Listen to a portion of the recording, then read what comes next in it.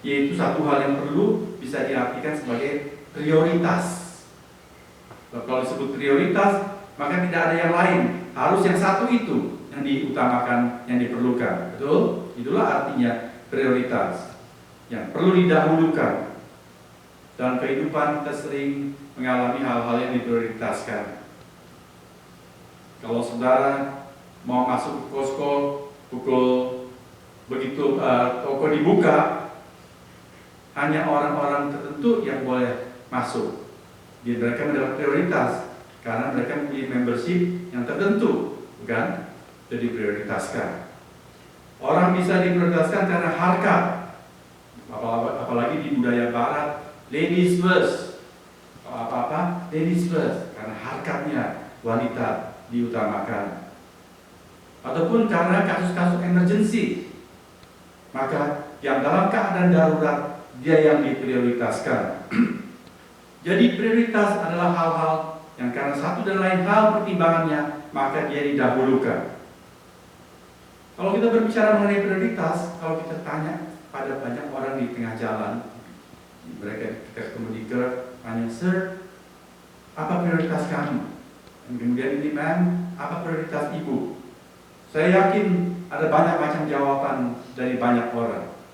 Tapi hari ini kita mau merenungkan, apakah jawab kita sebagai seorang Kristen, sebagai murid Tuhan, apa prioritas kita? Bukan priorities, bukan banyak prioritas, tapi hanya satu prioritas. Apakah prioritas kita sebagai orang Kristen atau sebagai seorang murid Kristus? Tuhan Yesus mengatakan hanya satu saja yang perlu. Saudara, ini ada good news-nya. Sebab prioritasnya cuma satu. Jadi kita nggak pusing-pusing harus hafalin banyak. Ya, itu good news. Hanya ada satu. Bad news-nya, kalau yang satu ini meleset, maka semua rentetan nilai dan kepentingan lainnya menjadi berantakan. Berarti tema ini atau topik ini sangat penting. Hanya ada satu. Kita tidak boleh luput itu. Kalau kita miss, maka kita miss banyak hal yang lainnya. Apakah satu hal itu? Marilah kita kembali ke bagian firman Tuhan dalam Lukas 10 ayat 38 sampai dengan 42 ini. Coba saudara lihat di ayat 38. Ketika Yesus dan murid-muridnya dalam perjalanan. Saya hendak menggarisbawahi kata keterangan dalam perjalanan.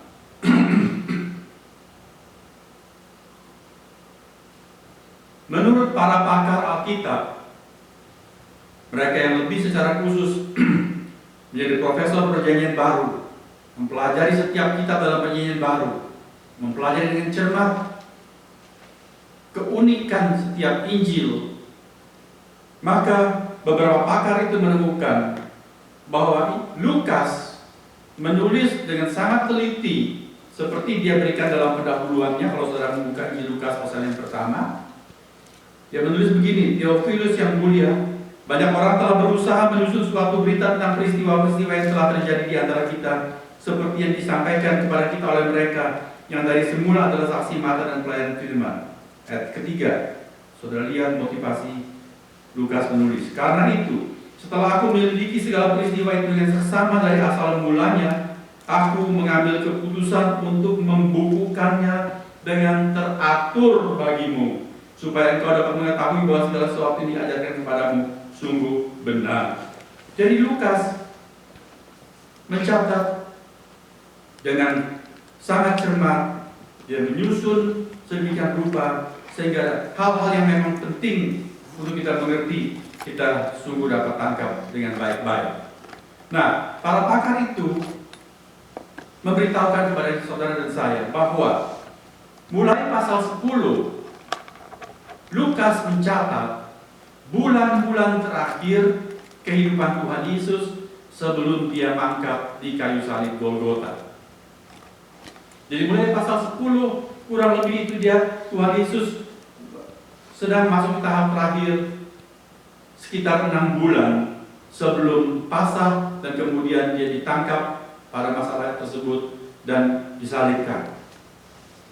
Dan di dalam beberapa bulan terakhir kehidupan Tuhan Yesus itu, Tuhan Yesus menggunakan hidupnya di dalam perjalanan. Dia traveling ke pelbagai daerah. Untuk apa? Dia menempuh perjalanan untuk mengajar. Mengajar hal-hal yang paling penting dimengerti oleh murid-murid Tuhan.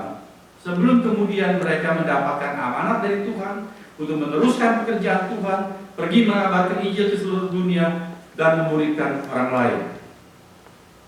Itulah hal yang perlu kita mengerti. Sedemikian pentingnya intisari bulan-bulan terakhir pelayanan Tuhan Yesus yang dia sampaikan di dalam perjalanannya itu, sehingga Lukas tidak menaruh perhatian atau tidak mengajak kita membias perhatian kita kepada hal-hal yang lain. Saudara perhatikan cara Lukas menulis. Ketika Yesus dan murid-muridnya dalam perjalanan, tibalah ia di sebuah kampung. Apa nama kampung itu? Siapa yang tahu? Di mana Marta, Maria, dan Lazarus tinggal? Di mana? Cuma beratnya bapak kami di sana di Betani, tapi pun dia nggak yakin Betani, tidak yakin. Memang di Betania. Kita tahu kampung itu namanya Betania bukan dari Lukas, tetapi di dalam Injil Yohanes. Kalau saudara baca nanti bahwa Maria, Marta, dan Lazarus tinggal di Betania atau di Betani. Tetapi Lukas, saudara perhatikan dengan sengaja tidak menyebutkan nama kampung itu, karena bukan itu yang penting. Saudara lihat di pasal 11 ayat yang pertama. Pada suatu kali Yesus sedang berdoa di salah satu tempat. Di mana Tuhan Yesus berdoa? Di kota mana? Di desa mana? Di gunung mana? No, that's not important.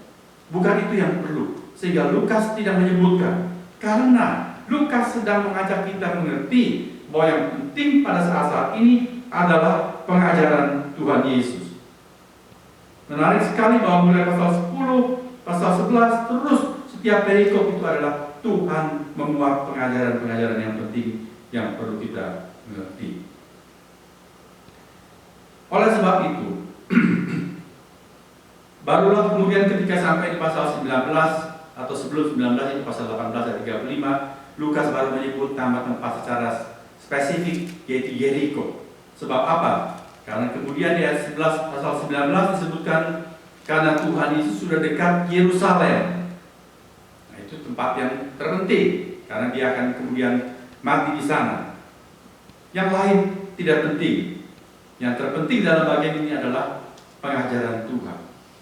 Dan mengapa bagian ini atau informasi ini bahwa mulai pasal 10 sampai kemudian kematian Tuhan Yesus di Golgota, Tuhan Yesus menempuh perjalanan bulan-bulan terakhir yang dia isi full dengan pengajaran. Mengapa kita perlu mengerti hal tersebut? Karena kita sedang mau mengerti apa itu satu hal yang perlu. Kemudian kita melihat peristiwanya. Di dalam perjalanan itu Tuhan tiba di sebuah kampung yang kita sekarang mengetahui bahwa itu adalah Betania, dan ada seorang perempuan yang bernama Marta menerima dia di rumahnya. Kalau kita membaca seluruh bagian tersebut, seakan-akan tadi Tuhan itu mencela Marta dan memuji Maria, bukan? Apakah Marta salah? Kita melihat di sini Marta mempunyai maksud hati yang mulia.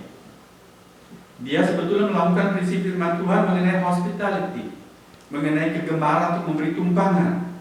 Karena dalam kenyataannya, dalam perjalanan Tuhan Yesus dan murid-muridnya mengabarkan Injil, dia tidak selalu disambut. Ada kalanya ada orang membuka pintu untuk mereka bermalam di sana, singgah. Tapi ketika Tuhan Yesus mengutus murid-muridnya, sudah tahu Tuhan berpesan, kalau kamu masuk ke sebuah kota, sampaikanlah salam. Oke? Shalom Alaikum. Orang Arab mengatakan salam alaikum. Salam bagimu, damai sejahtera untukmu. Kalau mereka menyambut, salam itu turun untuk mereka. Tapi kalau mereka tidak menerima kamu, kebaskanlah debu kakimu. Tinggalkanlah mereka. Jadi kita mengetahui bahwa Tuhan kadang-kadang juga ditolak. Jadi di sini dia disambut, dan itu adalah suatu hal yang baik. Apakah Marta ini jelek? Saya pikir kita memerlukan orang-orang dengan bakat dan temperamen seperti Marta, yang terampil mengelola rumah tangga. Di dalam gereja juga kita memerlukan orang-orang yang berbakat seperti Marta. Kalau tidak, siapa yang menyiapkan menu di meja makan buat kita, bukan? Ya. Kalau semuanya pendiam, nggak bisa hal-hal yang praktis, tapi pintar merenung saja semuanya. Lalu setelah ini kita fellowship, makan apa? Meja makannya kosong. Jadi kita perlu orang seperti Marta, saudara-saudara. Orang yang sergap sekali, kata orang Jawa, gesit, terampil sebagai wanita, ya. Dia mengatur rumah dengan bagus sekali, rumah bisa rapi, lemari pakaian selalu teratur, meja makan selalu terisi. Pokoknya segala sesuatu kebutuhan kita tahu beres aja. Kalau ada ibu rumah tangga seperti Marta, kita memerlukannya. Namun sayangnya, disinilah kekeliruan Marta. Marta tidak menangkap fokus Tuhan Yesus. Jadi, satu hal yang perlu, satu bagian tadi kita melihat itu adalah prioritas, harus didahulukan, diutamakan. Dan yang kedua, kita melihat di sini prinsip fokus. Tadi kita sudah mengerti bahwa Tuhan Yesus di dalam perjalanan, memang dia sedang traveling, tapi dia traveling bukan untuk jalan-jalan. Kita harus mengerti. Tadi kita sudah mengerti bahwa dia pergi dalam menempuh perjalanan untuk apa, saudara-saudara? Untuk apa? Halo? Mengajar. Untuk mengajar. Jadi fokus dia kemana-mana, termasuk dia singgah di Betania, itu adalah untuk mengajar. Dia bukan sedang traveling untuk kulineri, untuk pergi makan-makan. Kita belajar suatu kebenaran di sini. Satu hal yang perlu adalah kita perlu fokus untuk setiap momentum dengan tepat sesuai dengan maksud tujuan yang utama. Marta memang berbuat kebaikan, tetapi kita perlu mengerti bahwa sesuatu kebaikan baru bernilai baik bila dia dilakukan sesuai dengan kebutuhan, kepentingan orang yang dilayani dengan kebaikan itu. Kalau saudara menjamu seseorang, datang bertamu ke rumah saudara, mungkin dia bermalam, ya. Kemudian saudara hendak menghidangkan nasi goreng sebagai makan malam. Nasi goreng macam apa yang saudara siapkan untuk teman yang datang bermalam ke rumah saudara? Kalau saudara sendiri yang masak, senangnya pedes, maka nasi goreng kalau nggak pedes, nggak marah rasanya. Kalau nggak sampai kobios berkeringat, nggak mantap nasi goreng. Padahal teman saudara itu saudara tahu, dia itu nggak doyan pedes, nggak tahan, baru kena sedikit pedes, udah puyeng dia, pusing. Tapi kalau saudara bilang kalau nggak pedes nggak enak, saudara hendak menjamu dia atau menjamu diri saudara? Menjamu itu adalah hal yang baik, tapi kita harus mengerti kebutuhan dan kesukaan orang yang kita jamu, bukan? Kita mengalahkan diri kita sendiri. Kita makan nasi goreng yang buat kita kurang enak, tapi buat dia enak karena tidak pedas. Sekarang kalau kita melihat dari segi ilustrasi tersebut, Tuhan Yesus pergi menempuh perjalanan. Dia sedang traveling, tapi kita sudah mengerti tadi, bukan untuk jalan-jalan, bukan untuk makan-makan. Tuhan Yesus mau mengajar. Inilah bulan-bulan terakhir yang sudah sempit waktunya. Maka oleh sebab itulah Tuhan mengatakan, Marta, Marta, engkau khawatir dan menyusahkan diri dengan banyak perkara, tapi hanya satu saja yang perlu. Untuk setiap momen ada fokusnya. Ketika kita berada di Amerika, satu hal apakah saudara perhatikan hal yang baik dari orang-orang dalam budaya Amerika? Kalau mereka sedang bercakap-cakap dengan seorang, mereka itu fokus, ada eye contact, bukan? Lalu kita melintas ke sana.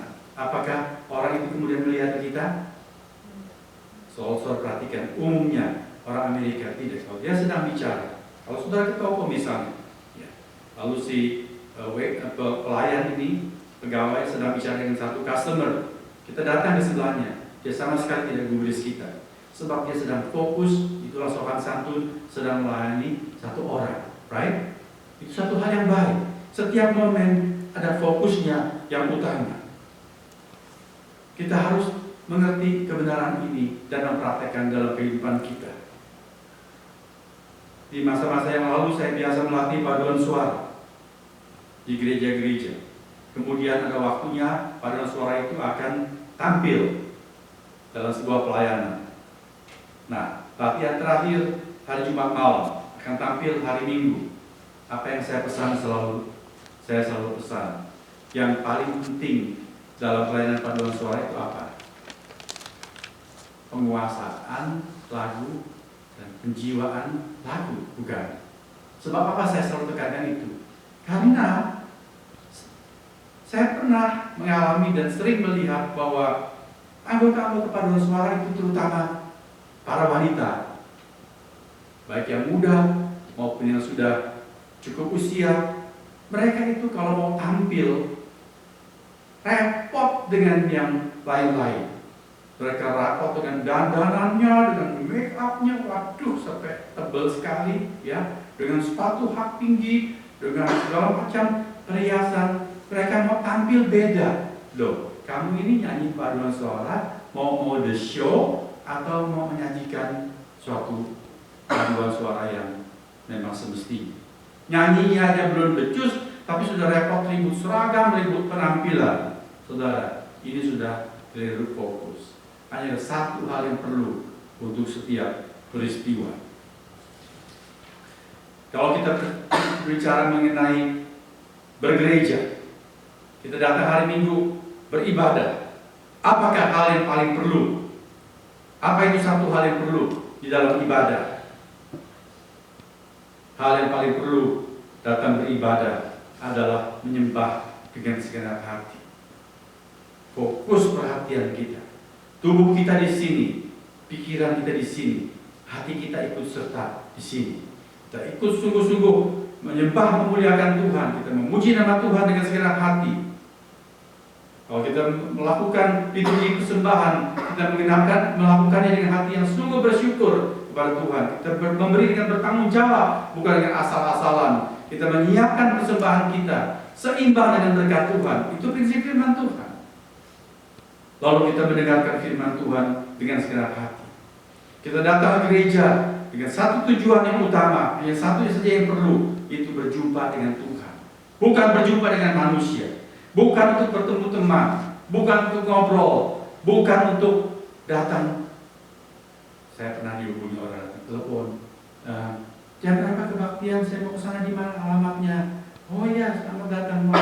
Ya, saya mau ketemu seorang. Saya mau ketemu Tante Anu, mau pesen, lalu dia mau pesen makanan. Saudara, datang gereja, bukan urusan-urusan seperti itu.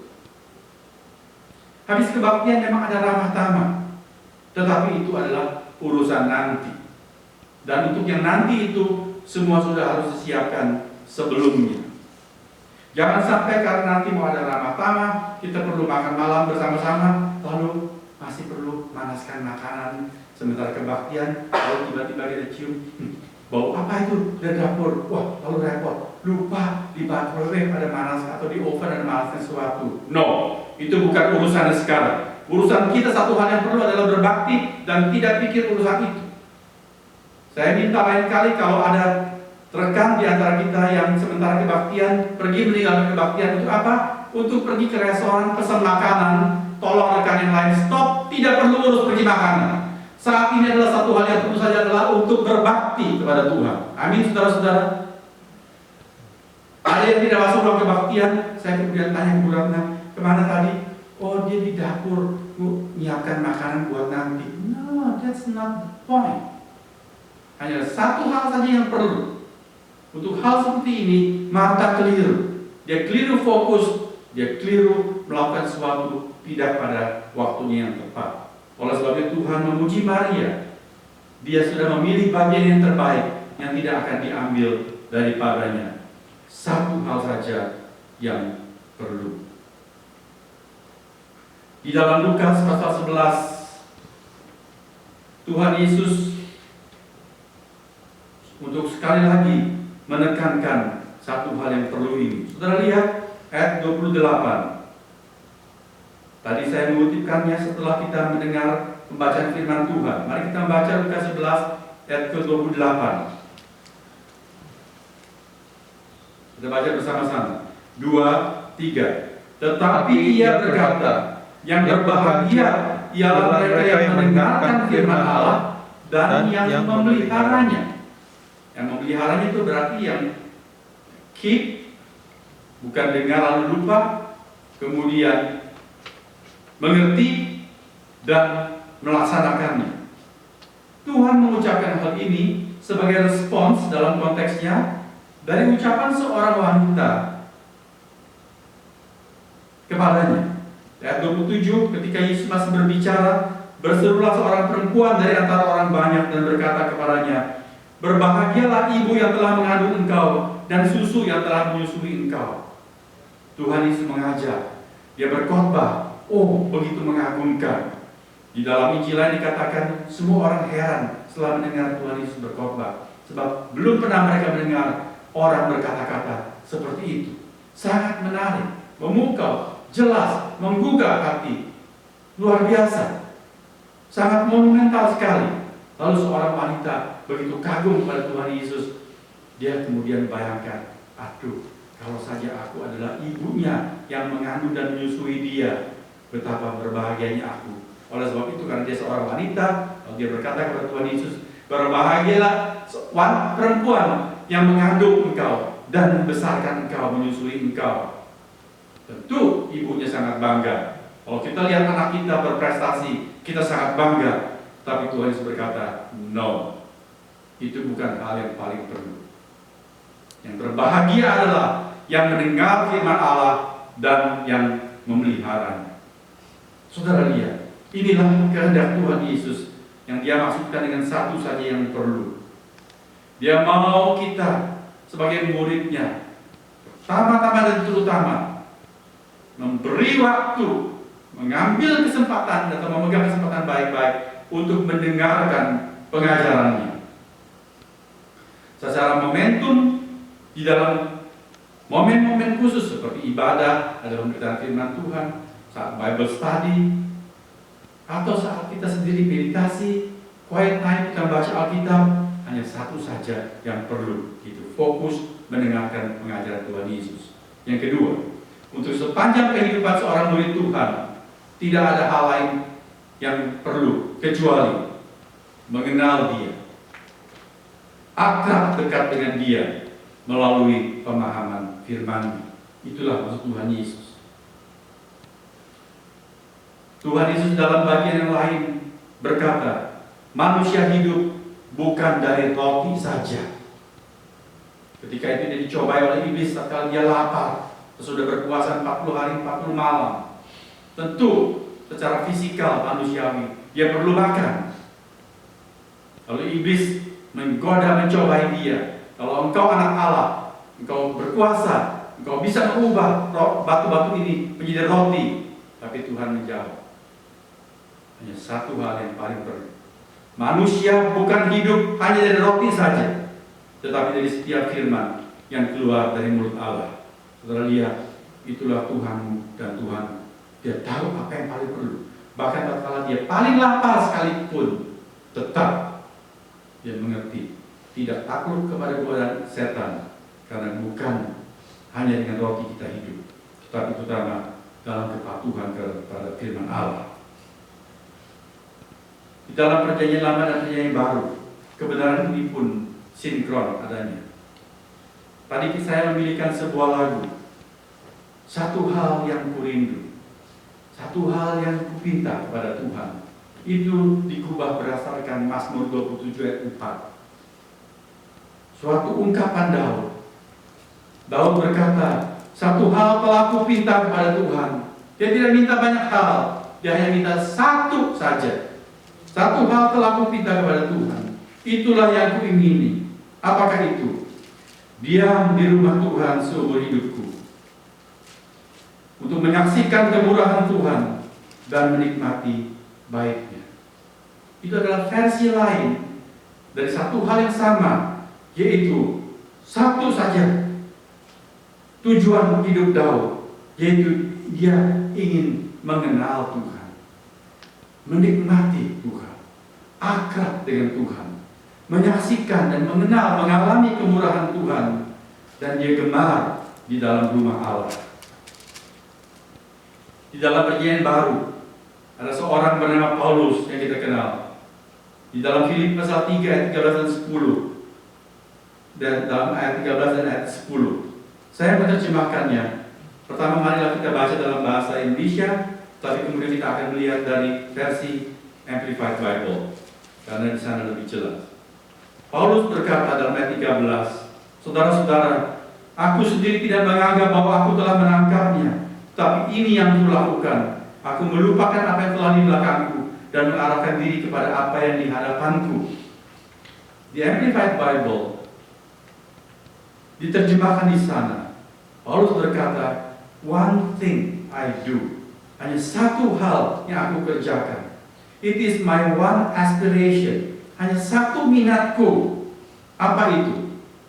Itulah yang dikatakan dalam ayat 10. Dalam bahasa Indonesia dikatakan, yang ku kehendaki ialah mengenal Dia dan kuasa kebangkitannya dan persekutuan dalam penderitaannya, di mana aku menjadi serupa dengan Dia dalam kematiannya. Di dalam Amplified Bible ayat 10 diterjemahkan, my determined purpose is, yang aku tetapkan sebagai tujuan hidupku adalah that I may know Him, supaya aku mengenal Dia, that I may progressively become more deeply and intimately acquainted with Him, supaya aku secara progresif selalu berkemajuan, bertambah-tambah untuk makin dalam dan makin intim mengenal, akrab dengan Dia. Perceiving and recognizing, mengerti dan memahami the wonders of His person. Betapa ajaibnya, betapa mulianya, begitu luar biasanya kepribadiannya. More strongly and more clearly. Saudara, orang-orang yang mengerti kehendak Tuhan, mereka menetapkan satu hal yang paling penting itu menjadi tujuan hidupnya.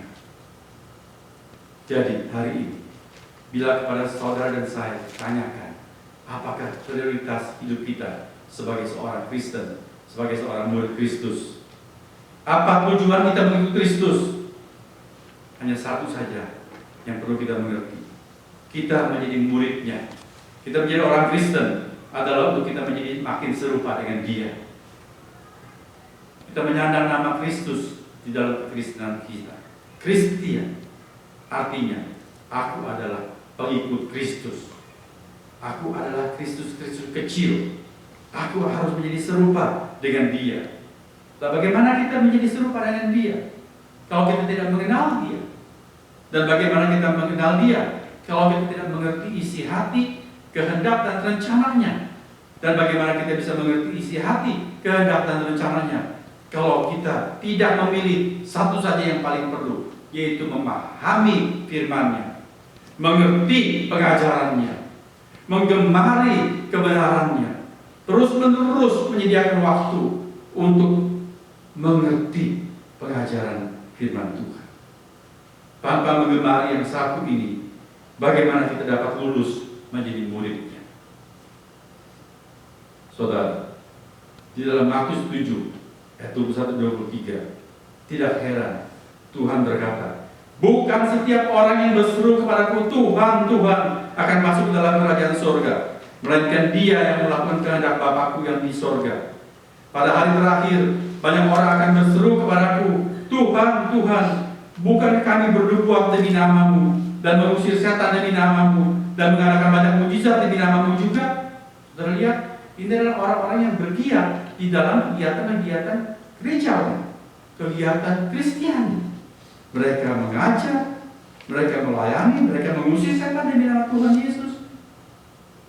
Tapi pada waktu itulah Yesus berkata, aku akan berterus terang kepada mereka dan berkata, aku tidak pernah mengenal kamu. Hanyalah daripadaku, kamu sekalian pembuat kejahatan. Saudara, jangan sampai kita berada di dalam lingkungan gereja, di dalam lingkungan orang-orang yang disebut sebagai murid Kristus, tapi kita tidak akrab dengan Tuhan. Kita tidak mengenal isi hati dan kehendaknya. Marilah kita meneladani sikap dan semangat Maria. Duduk di dekat kaki Tuhan, suka dekat kepadanya, karena dia mengerti momentum itu. Hanya satu hal yang paling perlu, yaitu mendengarkan firman-Nya, mengenal isi hatinya, dan mematuhi kehendaknya. Kiranya kita tahu apa fokus kehidupan kita sebagai seorang Kristen, dan merindukan selalu firman Tuhan. Tuhan memberkati kita sekalian. Amin.